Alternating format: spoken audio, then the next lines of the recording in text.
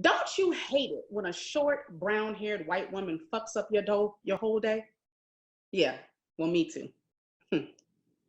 So it was the summer of 1995, and I was a rising junior, 16 years old, and I worked at Food Lion, a grocery store in my hometown.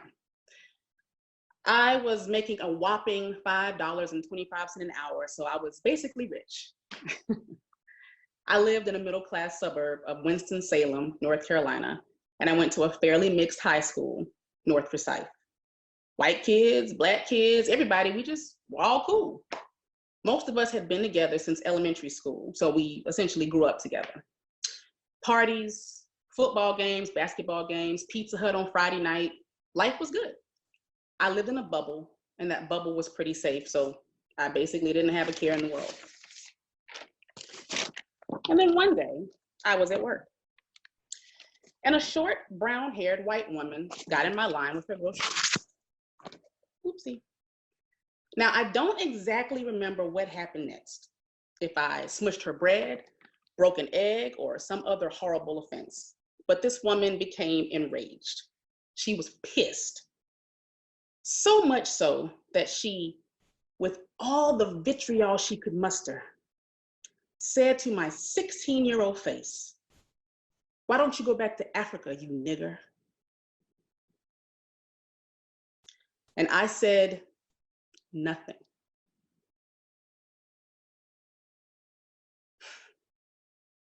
But I did want to cry and punch her in the face at the same time. I was angry and sad and scared and confused at the same time. I wanted to melt right into the floor. I wanted to run away, but I was stuck. And on top of all of that, I had to finish ringing up her groceries. So I finished and she left. And I am 100% confident that she was unaffected by what she had done. But I was broken.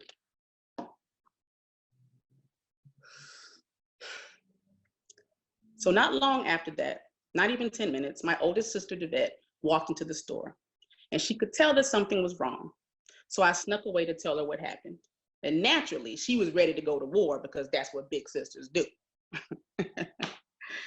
But the woman was long gone, and my sister suggested I tell them what happened and leave if I needed to.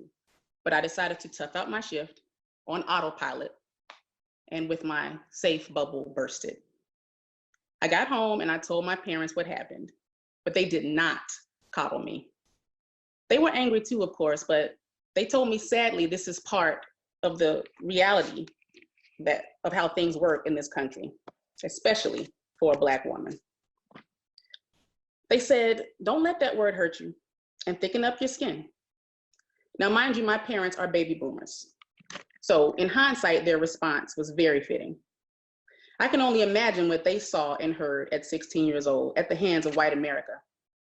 So their response wasn't syrupy sweet, but firm and truthful.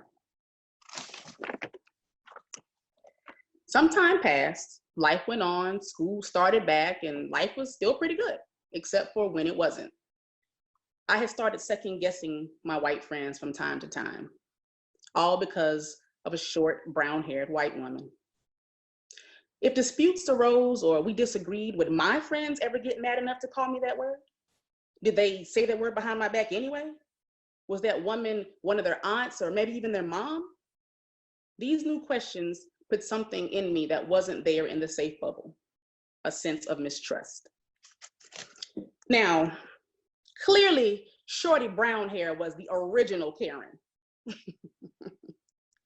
living freely in her unchecked privilege. So much so that she single-handedly and apathetically broke the spirit of a Black child for no reason in a public forum without remorse or reprimand. Oh, hey, reality, how you doing? Racism is very real. Fast forward 25 years. And luckily, what time did tell is that I am not, in fact, broken. Yes, the constant irritation and relentless friction that society inflicts on my heart has formed a callus, a necessary callus. But the tender, empathetic foundation is still there below the protective layers. Over the years, I've learned that many white people get to live in a lifelong bubble, and they get to choose to burst that bubble at their discretion, of their own volition, like when atrocities are unignorable or when they hit too close to home.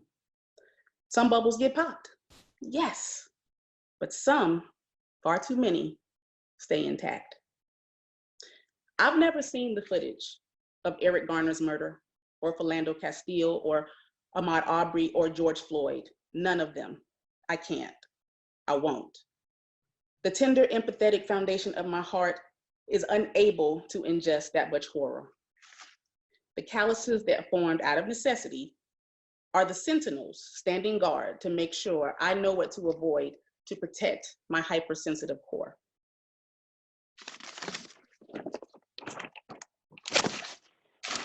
I applaud Generation Z. I'm here for their unapologetic fearlessness and willingness to risk it all. Oh, the audacity to stand up for yourself in the name of change and justice. Good trouble. I've thought about what 16-year-old me may have done if that happened in 2020. I imagine the outcome would have been a little different. I would have said something, anything. But I didn't get to have that kind of grooming necessary for that level of boldness in the summer of 1995 or the time before. But check out Karen, she changed the whole game. But I'm grateful and thankful that humanity overall is still intact. Black friends, white friends, and everybody in between, we good. The callous parts and the tender parts of my heart now work in concert with each other. The calluses protect me from people and things that wish to be cruel and dangerous. And the tender parts remind me of all the good that can still be found in people and things, like in a time before the summer of 1995.